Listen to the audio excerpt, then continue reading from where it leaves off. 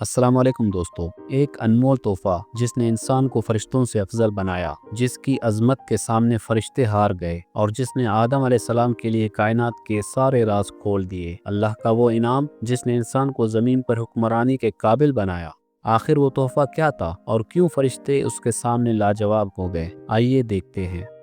جب اللہ نے آدم علیہ السلام کو سجدہ کرنے کا حکم دیا تو سارے فرشتوں نے آدم علیہ السلام کو سجدہ کیا۔ یہ سجدہ اس بات کی علامت تھی کہ آدم علیہ السلام فرشتوں سے افضل ہیں۔ اس افضلیت کو ثابت کرنے کے لیے اللہ تعالیٰ نے آدم علیہ السلام کو ایک ایسا انمول تحفہ دیا جو اب تک کسی مخلوق کو نہیں ملا تھا۔ علم الاسماء آدم علیہ السلام کو ملنے والا وہ عظیم تحفہ تھا جس میں کائنات کی تمام چیزوں کے نام، ان کی خصوصیات، ان کے اسرار اور حقائق کا علم شامل تھا۔ اللہ نے جب یہ انمول تحفہ آدم علیہ السلام کو عطا فرمایا تو فرشتوں پر حضرت آدم علیہ السلام کی افضلیت کو ظاہر کرنے کے لیے دونوں سے امتحان لیا۔ اللہ تعالیٰ نے کائنات کی چیزوں کی طرف اشارہ کیا اور فرشتوں سے پوچھا، بتاؤ یہ کیا ہیں؟ فرشتے خاموش کھڑے رہے کیونکہ انہیں ان چیزوں کا علم نہیں تھا۔ انہوں نے عاجزی سے کہا، اے اللہ، تو نے ہمیں جتنا علم دیا ہے ہم صرف اتنا جانتے ہیں، اس سے زیادہ ہمارے اختیار میں نہیں۔ اس کے بعد آدم علیہ السلام سے فرمایا، اے آدم، اب تم بتاؤ یہ کیا ہیں؟ آدم علیہ السلام نے ہر چیز کا نام، اس کی خاصیت، حقیقت اور حکمت سب کچھ تفصیل سے بتایا۔ اللہ تعالیٰ کو آدم علیہ السلام کا یہ جواب بہت پسند آیا تو فرشتوں کو مخاطب کرتے ہوئے فرمایا، کیا میں نے تم سے نہیں کہا تھا کہ میں آسمانوں اور زمین کا غیب جانتا ہوں؟ فرشتوں کو اب سمجھ آ گئی کہ آدم علیہ السلام کو اللہ نے کیوں خلیفہ بنایا۔ جس کو اللہ نے علم جیسا عظیم خزانہ دیا ہو اور جو اچھے برے، نیکی اور بدی کی سمجھ رکھتا ہو، وہی زمین پر بہترین نظام قائم کر سکتا ہے۔ پھر جنت کو آدم علیہ السلام کے لیے سجایا گیا جہاں ہر طرف روشنی اور ہوا میں خوشبو تھی اور فضا میں فرشتوں کی تسبیح کی آوازیں گونجتی تھی۔ آدم علیہ السلام کے ارد گرد پھولوں کے بکھرے ہوئے قالین، شفاف ندیوں کے جھرنے اور پھولوں سے لدی ہوئی شاخیں تھی۔ ہر چیز موتیوں کی طرح چمک رہی تھی۔ آدم علیہ السلام جنت میں اللہ کا ذکر کرتے اور اس کی نعمتوں سے لطف اٹھاتے۔ چونکہ جنت میں آدم علیہ السلام اکیلے انسان تھے، اس لیے وہ خود کو تنہا محسوس کرتے تھے۔ ان کو ایک ساتھی اور ہمسفر کی ضرورت تھی، تو اللہ تعالیٰ نے ان کی اداسی دور کرنے کے لیے انہیں گہری نیند سلا دیا اور ان کی بائیں پسلی سے حضرت حوا کو پیدا کیا۔ جب آدم علیہ السلام جاگ گئے تو دیکھا ان کے سامنے حضرت حوا کا چہرہ چاند کی طرح چمک رہا تھا اور ان کے بال مشک کی خوشبو سے مہک رہے تھے۔ آدم علیہ السلام نے پوچھا، تم کون ہو؟ حضرت حوا نے مسکراتے ہوئے کہا، میں آپ کی بیوی ہوں، اللہ نے مجھے آپ کے سکون اور آرام کے لیے پیدا کیا ہے۔ پھر ان کے لیے جنت کے درمیان ایک شاندار محل بنایا گیا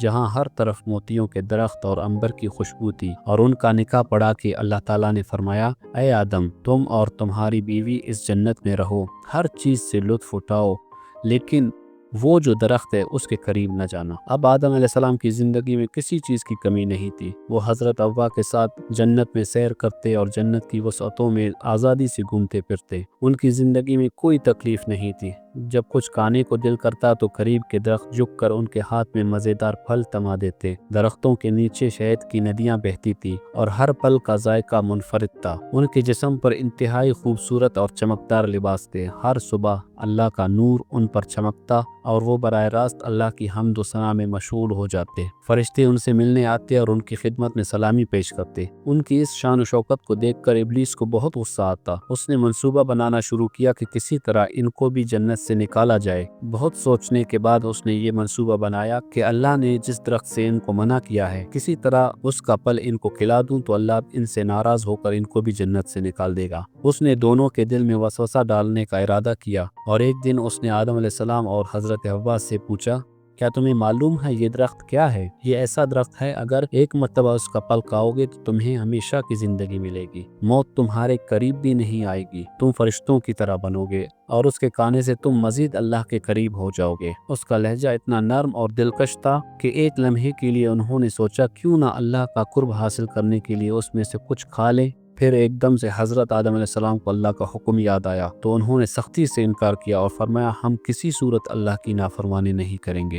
ابلیس اس دن تو ناکام ہو کر واپس چلا گیا، لیکن ابھی تک اپنے ارادے پر قائم تھا۔ پھر ایک دن اس نے حضرت حوا کو دیکھا، وہ تنہا تھی اور جنت کے خوبصورت مناظر کو دیکھ رہی تھی۔ شیطان نے قریب آ کر آہستہ سے کہا، میں اللہ کی قسم کھاتا ہوں، میں جھوٹ نہیں بول رہا، اس درخت میں سے کھا لو، اللہ ناراض نہیں ہوگا۔ बल्कि तुम्हें मजीद अल्लाह का कुर्ब हासिल होगा। मैं तुम्हारा खैर ख्वाह हूँ, मेरी बात मान लो, इसमें तुम्हारा अपना फ़ायदा है। हज़रत हव्वा ने देखा ये तो अल्लाह की कसम खा रहा है, कोई भी अल्लाह की झूठी कसम नहीं खा सकता। उन्होंने इसका यकीन किया और जल्दी से कुछ फल तोड़कर हज़रत आदम अलैहिस्सलाम के पास ले गई। आदम अलैहिस्सलाम ने फरमाया, तुमने ये क्या किया? अल्लाह ने तो इस दरख्त से मना किया था। हज़रत हव्वा कहने लगी, इब्लीस ने अल्लाह की कसम खाकर मुझे बताया कि वो झूठ नहीं बोल रहा। अब आप बताएं कि कोई झूठ बोलकर अल्लाह की कसम खा सकता है? आदम अलैहिस्सलाम ने जब अल्लाह की कसम का सुना तो वो भी मान गए और दोनों ने फल खा लिया। अचानक उनके नूरानी लिबास गायब हो गए और वो इधर उधर भागने लगे और पत्तों से अपना जिस्म छुपाने लगे। अल्लाह ने फरमाया, क्या मैंने तुम्हें इस दरख्त से मना नहीं किया था और तुम्हें बताया नहीं था कि शैतान तुम दोनों का खुला दुश्मन है? आदम अलैहिस्सलाम ने रो कर कहा, ऐ हमारे रब, हमने अपनी जानों पर जुल्म किया और अगर तूने हमें ना बख्शा और हम पर रहम न किया तो यकीनन हम बहुत नुकसान उठाएंगे। मगर ये पहले से तय था कि जन्नत में उन्हें सिर्फ इतना अरसा ही रहना था। चुनांचे अल्लाह ने उनको जन्नत से ज़मीन की तरफ जाने का हुक्म दिया। दोस्तों, क्या आपने नहीं सोचा कि इब्लीस तो जन्नत से निकाला गया था, तो उसने कैसे जन्नत में जाकर आदम और हव्वा के दिल में वसवसा डाला? जी हाँ, आदम अलैहिस्सलाम को सजदा न करने पर उसको जन्नत से तो निकाल दिया गया था, लेकिन जन्नत में दाखिल होने के लिए उसने एक अजीब काम किया। वो एक सांप के पास गया और कहा, मुझे अपने मुंह में छुपाकर आदम अलैहिस्सलाम तक पहुंचा दो।